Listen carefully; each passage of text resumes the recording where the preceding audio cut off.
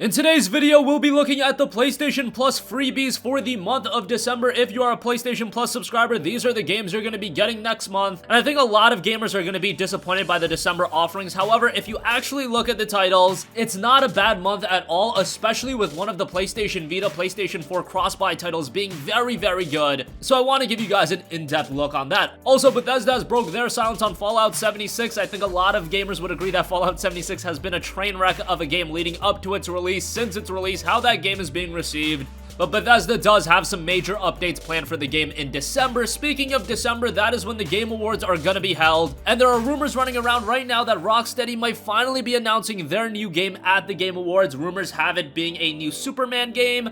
And now we actually have a website that has listed a new Superman game by Rocksteady, so I want to look at that as well. First of all, let's look at the PlayStation Plus offerings for the month of December. The month, as always, is highlighted by two PlayStation 4 titles. First up, we have Soma. Soma is a game that I've talked quite a bit about on this channel. Whenever it's on sale, I do try to give it a recommendation. It's a horror game by Frictional Games, and Frictional Games, of course, they're very familiar with horror experiences, as they've also put out the Amnesia titles. But I would go as far as to say that Soma is considerably better than the Amnesia games. Soma is a very good survival horror game that really gets that emphasis of horror down, and you kind of expect that from Frictional, but at the same time, it's a very psychological game, and the game itself is set in an underwater remote research facility known as Pathos 2. Machinery begins to take on lifelike characteristics, and if you're into horror games, Soma is absolutely one to check out, and if you've yet to check it out, in December, you'll be able to play it as a PlayStation Plus title.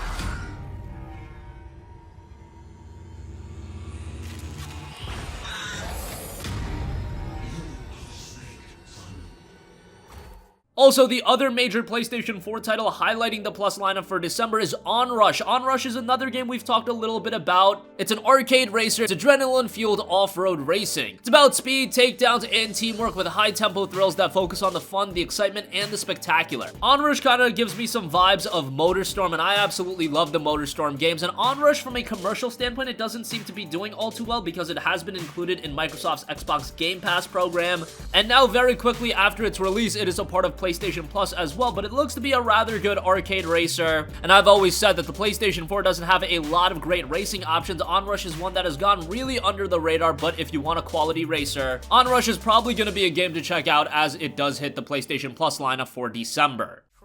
That's what Lockdown is all about.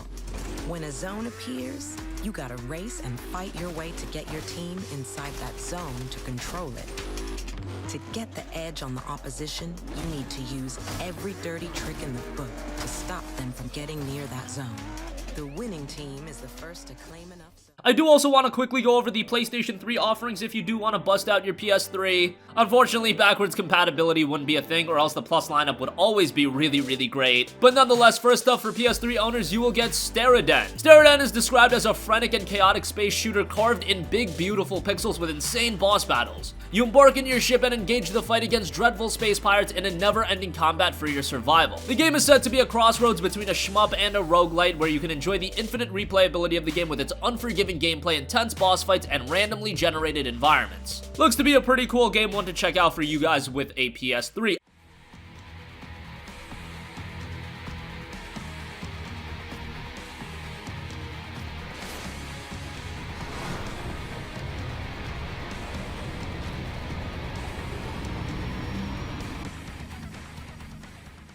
Also, a more notable PS3 game in my eyes is the visual novel in Steins Gate. Steins Gate is one of the most iconic anime, and of course the anime was an adaptation of the visual novel, and the visual novel is going to offer you a ton of extra paths and routes to take the story. Personally speaking, I've watched the Steins Gate anime and I thoroughly enjoyed that, but the visual novel, of course, is going to add a much bigger layer to the overall story, and if you really want to get the authentic Steins Gate experience, the visual novel is where to go. Unfortunately, it is a PS3 version of the game. Would have loved to see this as a PS4 title and really get the word out about Steins Gate, but hey, better than nothing. And for those of you with a PS3 lying around, this is one I would recommend you to download.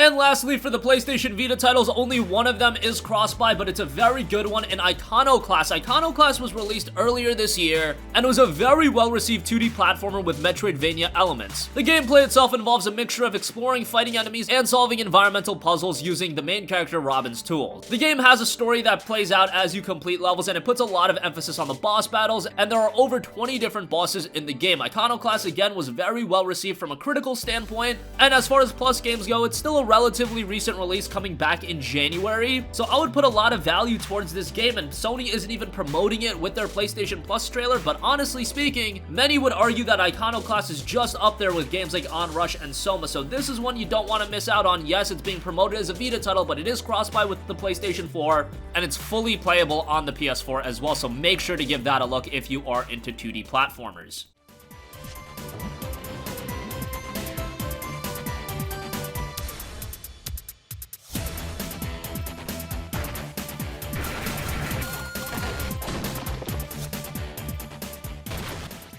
And lastly, we have another PlayStation Vita title that unfortunately isn't cross-buy, but it is a relatively well-received game as well, and that is Papers, Please. Papers, Please focuses on the work life of an immigration inspector at border checkpoint for a fictional country. Anyone who arrives, you view their documents and use an array of tools to determine whether the papers are in order for the purpose of arresting certain individuals such as terrorists, wanted criminals, and smugglers. It's a pretty interesting game that I myself am not all too familiar with, but for those of you with a PlayStation Vita, you'll be able to check that out as well. So those are all of the PlayStation Plus games. Again, this is a month that I foresee a lot of people being disappointed with. However, if you actually assess the entire month for what it is, Soma is a game that when it does go on sale, I do believe it's like $6 and change. Onrush is a very recent release that did release at $49.99, a quality arcade racer, and then getting Iconoclast 2. I would say that rounds out a pretty solid month, and with a 12-month subscription to PlayStation Plus being readily available at $40 during Black Friday, if you did pick that up, again, that means you're paying $3 and change a month for Plus. If you look at it that way, $3 and change gets you access to Soma, Onrush, and Iconoclast. I would say that's a winner of a month if you have even a little bit of interest in any one of those games. So that's just my input on the Plus lineup. I'm sure a lot of you guys will disagree, but moving on from that, Fallout 76 has been a game with a ton of turmoil, but Bethesda has finally broken their silence on the game, and they have two major updates planned for the game in December. First up, on December 4th, an update will drop that'll increase the stash storage limit from 400 to 600. Upon taking down a boss, players will receive 2 to 3 items depending on the creature's difficulty level, and there have also been alterations made on the movement speed reductions. It also resolves an issue that affected players who die while over-encumbered can only respawn at Vault 76,